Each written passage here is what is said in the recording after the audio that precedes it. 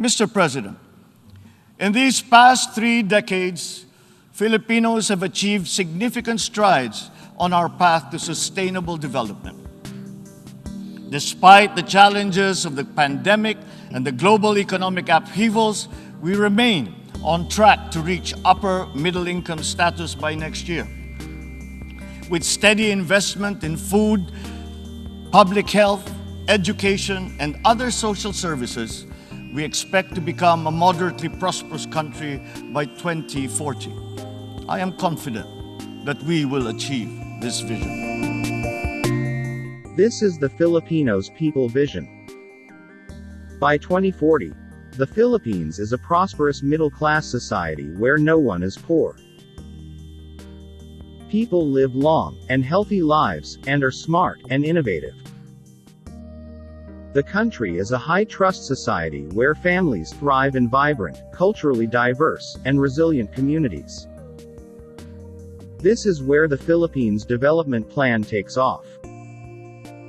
During the previous administration, the National Economic and Development Authority Board, chaired by former President Rodrigo Duterte, approved the Philippines Development Plan 2017 to 2022. It is the first medium-term plan to be anchored on the 0 to 10 socioeconomic agenda and its gears toward the ambition natin 2040, which articulates the Filipino people's collective vision of stable, convenient, and secure life for everyone. It also takes into account the country's international commitment, such as the 2030 Sustainable Development Goals.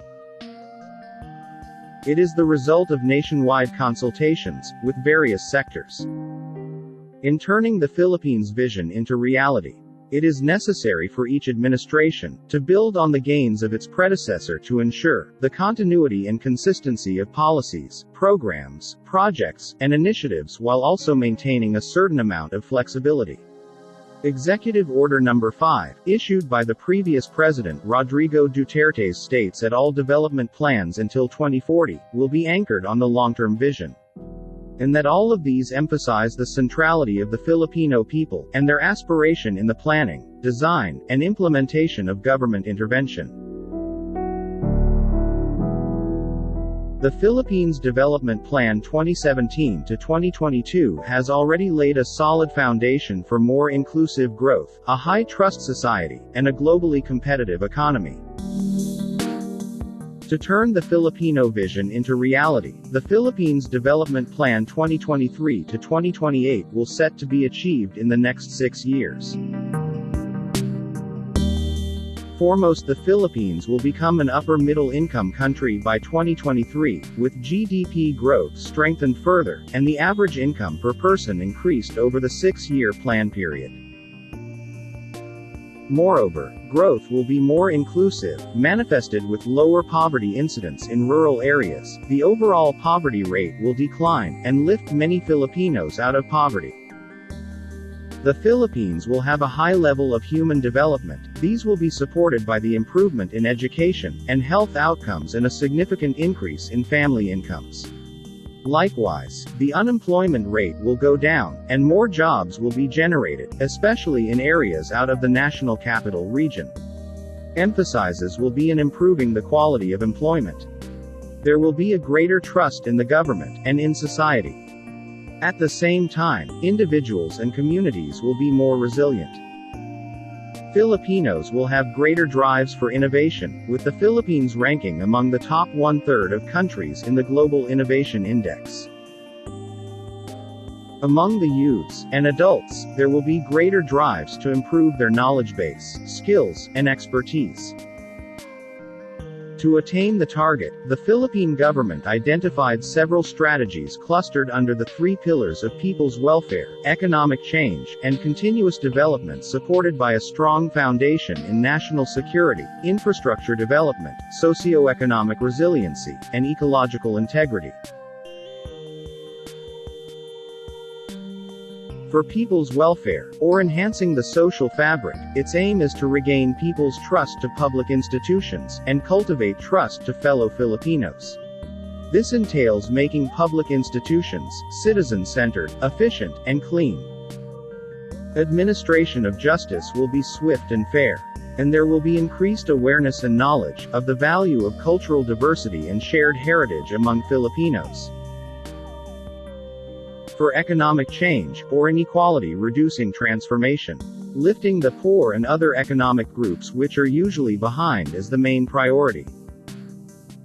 This will be achieved by expanding economic opportunities and increasing access to these economic opportunities. These will be coupled with reducing vulnerability and ensuring the resiliency of communities, by strengthening social protection and prioritizing human capital development.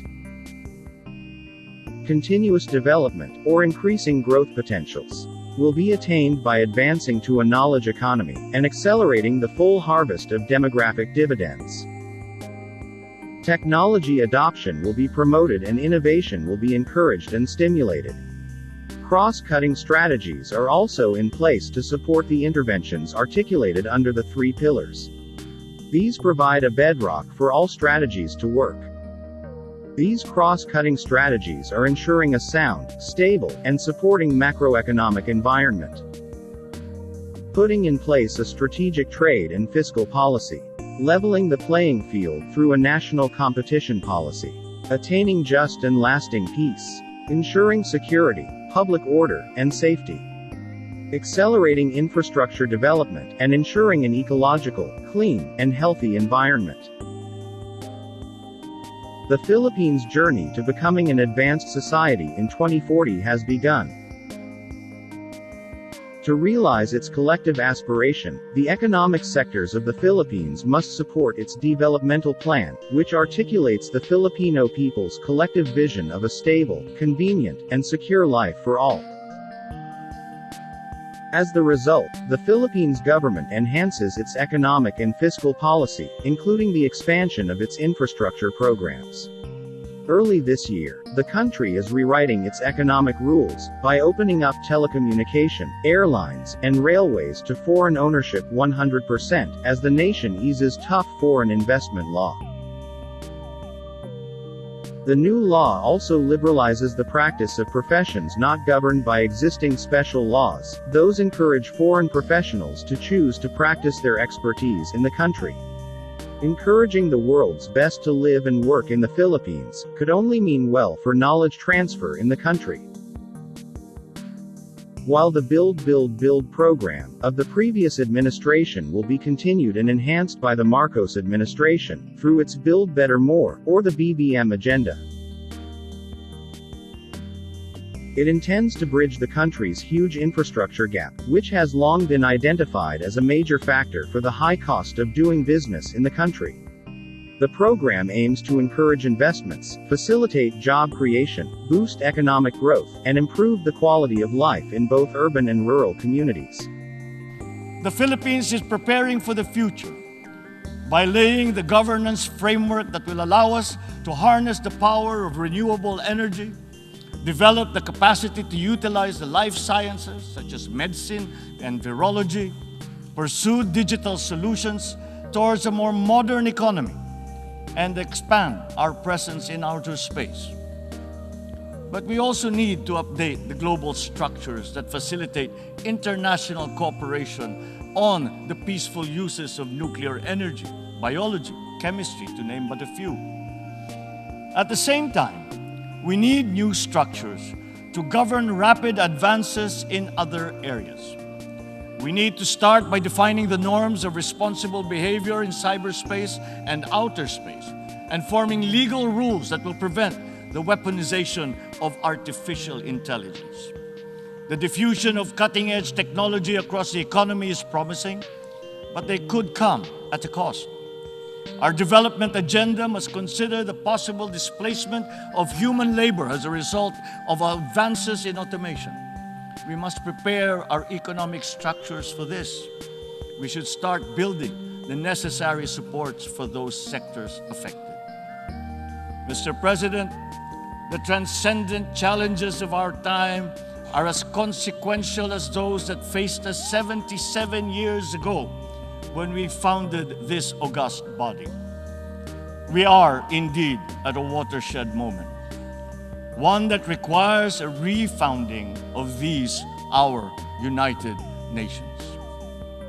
Mr. President, Your Excellencies, the world is ready for transformation.